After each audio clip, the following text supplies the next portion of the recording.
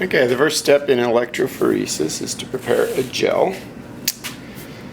So when we run our gel electrophoresis, we're going to run our gels in what's called TBE buffer. Okay, so what I do is I order a 10x TBE buffer from a molecular biology company. I basically then take that 10x TBE buffer and dilute it 1 to 10. So what I do is I take one of these containers, I add 450 mLs of deionized water, and then I add 50 mLs of my 10x TBE buffer. So here's my buffer solution all ready to go. When I make up my gel, then what I want to do is I want to make up my gel in TBE buffer. So I'm going to make up 100 milliliters of my agarose gel and TBE buffer. So this is agarose. Agarose is basically a fine powder. That powder then is like gelatin. Okay, the key thing, you can actually run electrophoresis in gelatin. And there are a lot of home lab curricula where, if we did want to do this at home, you could set up an electrophoresis unit by taking batteries, taking leads, making up agarose, and then using a touch of salt and salt water, and then run your own electrophoresis. The hard part, of course, is coming up with the wells, which you'll see in a second. So what I'm going to start with then is I'm going to add, if I can get this open, I'll add 100 mLs of our TBE buffer.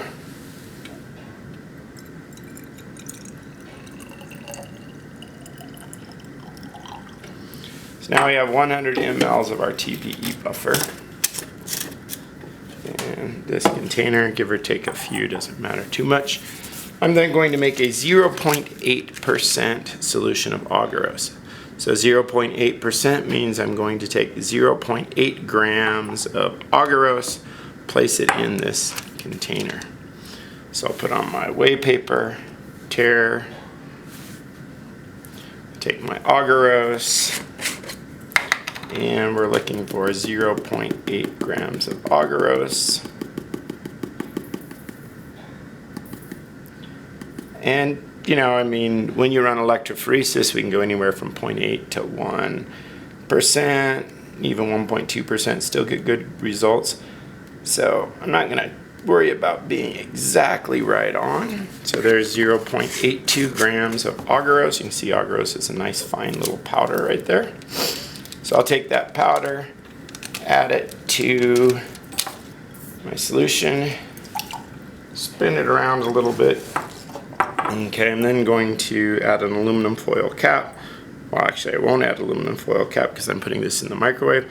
I will then basically put this in the microwave for a few minutes to melt the agarose so that I have a fully melted solution before I pour it into the molding tray. Okay, so here is my agarose and TBE buffer. Had a little bit boil out because it was hot here, so a little slightly less than 100. So I stir it around because agarose will go down to the bottom. Over here I have my molding tray. So here's my electrophoresis tray right here. I'll put that in and then tighten these up so that it's all ready to go. Okay, so these then tighten up both ends. My tray is open on this end and this end, so I have to make sure it's tight there. This is what's called a comb, so this is going to make little wells in my mold. I put my comb right there. Then I take my agarose and I pour it so that it's just a little ways up the bottom of the comb so that when it solidifies, it makes those wells. Now we leave it to solidify for about 20 minutes. 20 minutes have passed, and you can see how the agarose has solidified. So in here, it's nice and solid. You kind of see how that's like gelatin in there. Okay, the same thing has happened inside my tray. So what I'm going to do now is I'm going to gently take this cum out. So I've got to gently pry it off of those wells. And then you can see the gel here. Here's our gel. Okay, here are all of our wells. And we're then going to use the gel in gel electrophoresis. All right, the next step then is electrophoresis. So we have the gel that we just made right here. We have where our combs were, and we have the agarose gel there. So I'm going to take the lid off of this. This is our electrophoresis unit. We're going to put the gel into the electrophoresis unit. Okay, and so in the gel, since DNA is negatively charged, it's going to go to the positive electrodes. So what we want to do is run to red. So if these are our wells, we want our wells on the side where the black electrodes are, and we want to run to red. So I'm going to put the electrophoresis tray inside the unit with the wells on the opposite side of the red. Then we're going to take the TBE buffer, and we will add the TBE buffer to the tray, carefully filling it up right up to the top edge. We'll add this to the tray, filling it right up to the very top edge on this side as well. Then I'm going to go barely over the top. Okay, so it goes barely over it. All right, so now we're set there, and we're ready to move on to the next step. The next step in this lab is to look at the genes of fruit flies. Okay, so here are the samples we have in the lab. These are actually dyes rather than DNA, but the dyes are going to represent the DNA a lot more visually, so that you'll be able to actually see the dyes move up the electrophoresis gel. Okay, and it happens a lot faster. So here is a fly. It's labeled fly 1A. So this is the cinnabar gene, okay, for flies 1 through fly 6. Here's 1B. B represents the glossy gene. So here's the glossy gene for flies 1 through 6. And we have our ladder here, which is basically our known, DNA segments, size-wise. Okay. Now, in our wells, we have 13 wells, so I'm going to put every single fly in the wells. I'm going to start on the left with 1A. We will then put in 1B, or 2A, 3A, 4A, 5A, 6A. I'm then going to put in the ladder after 6A, and then I'll go to 1B, 2B, 3B, 4B, 5B, 6B when we go through and finish it. Okay, so the next step is to fill the wells. So I have a pipetter. This pipetter is set to 10 microliters. I'm going to place 10 microliters of each sample into the wells. So the first thing I'm doing is getting a pipette tip. I'm then going to get the sample. This is sample 1A. I shall fill the sample into my pipette tip. And then I have to just make sure that I get this down nice and even right in the well. So I'll have to steady my hand in the well. Then I go down all the way and pull that out. Okay, so that one's filled. I'm going to switch pipette tips, grab the next sample, which is going to be sample 2A, and I'm going to fill this sample. You'll be able to see this one a little bit better because this one is red. Then I'm going to steady my hand, go through, and fill that well. So you can see those wells are filled there. Okay, might as well do a third one while we're at it, just so that you can see this one more time.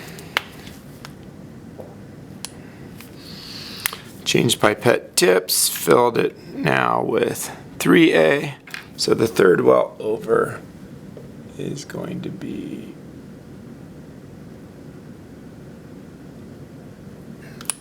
3A. So I'm going to continue filling then all 13 wells as we said before. Okay, now I finished filling all of the wells. I'm then going to take my electrophoresis lid and put it on the unit. Okay, you have to be careful because there will be an electrical charge. You can see how you have the safety signs on it. This lid has to be on when you're running it to make sure that you don't get or hurt yourself. I'm going to back this up a little bit here. We can see how our leads then are attached to our power supply. So our red goes to red, our black goes to black on the power supply. So I'm just going to simply turn on the power supply and start running this DNA forward. To help you see this run, I'm going to actually change the black background to a white background. Okay. And then we can watch it run a little bit. So I'll just let you see it start. So we can see how those colors are moving from the gel. We can see how the cinnabar genes, all the ones on the left that are red and yellow, are moving faster than our glossy genes. Okay. And remember that when we're talking about movement of DNA, you want to think about think about a tugboat pulling an aircraft carrier versus a tugboat pulling a tugboat. Which one will move faster? If you're in the ocean and a tugboat is trying to pull an aircraft carrier, or a tugboat is trying to pull a tugboat. Okay, definitely a tugboat pulling a tugboat will move a lot faster than a tugboat pulling an aircraft carrier. So this is the same, where our smaller DNA fragments will move faster through the gel than our larger DNA fragments. Okay, and so we can see on the left then, those red and yellow ones of the cinnabar gene are a little bit smaller than over to the right, which are our blues and purples of the glossy gene. So I'm going to turn this off and then we'll catch up to this in a few minutes. Okay, now we can see this a little bit better. I ran it a little bit farther and I zoomed in and focused a little bit better here. So fruit flies are diploid, meaning that they have one set of chromosomes from their mother, one set of chromosomes from their father. So we have genes then. We have our cinnabar gene and we have our glossy gene. The red and yellow is our cinnabar gene. The purple blue is our glossy gene. We start to see colors. So in the cinnabar gene, we can see yellow and red being two colors, right? If a fly then is heterozygous, it will have two alleles, a yellow and a red. If it's homozygous, it would have only a red or only a yellow. Likewise for our glossy gene, if our glossy fly is heterozygous, it will have two colors, a blue and a purple. If it is homozygous, it will either have the purple and the blue. So we can start seeing all of those colors now. We can see which flies have which colors associated with them. I'm going to let this run out for another 5 or 10 minutes or so that we can get better separation on there. Okay, I've stopped the electrophoresis unit and I've removed the lid so we can see this a lot better. Okay, so right here in the middle then is our ladder. In the ladder, we have 4 different bands that we can see. So we can see at the very end a yellow, then a red, then a purple, then a blue. Okay. Over here in our cinnabar gene, we have a yellow, or we have a red, or we have a yellow and a red. Over here in our glossy gene, we either have all of these purples, looks like everything has a purple, or we have a blue and a purple. I don't see any blue alone, so that's blue and purple, and that's blue and purple. Okay, so now your assignment is to go through and for each fly and each gene figure out if which bands are associated. Now if this is real DNA would have a lot more discrete bands. So you see how the streaks here in the red? That's just because the dye has a tendency to streak a little bit more. If this is real DNA, we'd want a nice little, very, very discrete band there, showing those in good separation. Okay, So now in the lab report, you want to go in and draw this gel, each of the flies and the specific bands that they have.